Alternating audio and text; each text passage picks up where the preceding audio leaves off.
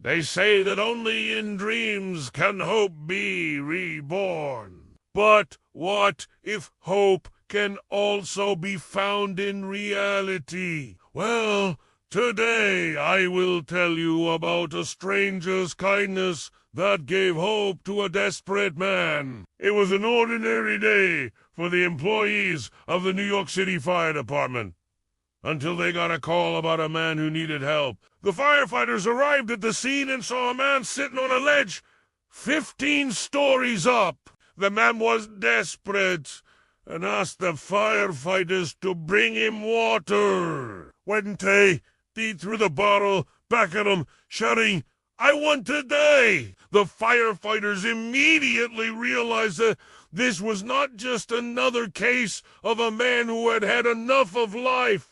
There was a small child in the apartment behind the man, and the man was trying to get the attention of the emergency services so that they would take his life and leave the child with a life insurance. It took the firefighters over 2 hours to convince the man to come down. In the end, they managed to do it without any injuries. And when the man came down, one of the firefighters noticed a tattoo on his neck that read "Never Give Up." This story could have ended there, but it didn't. A few days later, one of the firefighters was checking his mail when he saw a letter addressed to the entire staff of the New York City Fire Department. The letter was from a woman named Maria, who turned out to be the mother of the child from that apartment. In her letter, she expressed her gratitude to the firefighters for saving her son and for not letting her husband, the man from the ledge,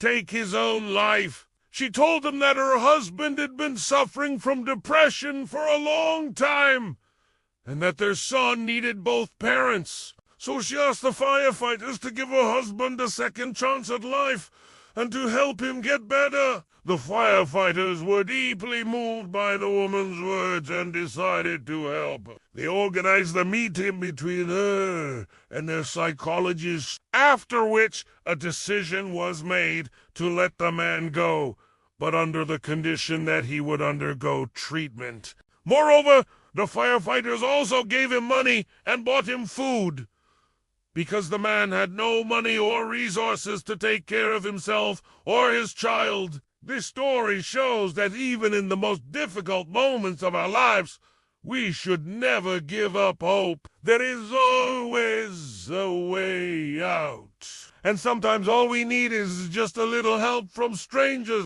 The firefighters in this story risked their own lives to save a man who was ready to give up.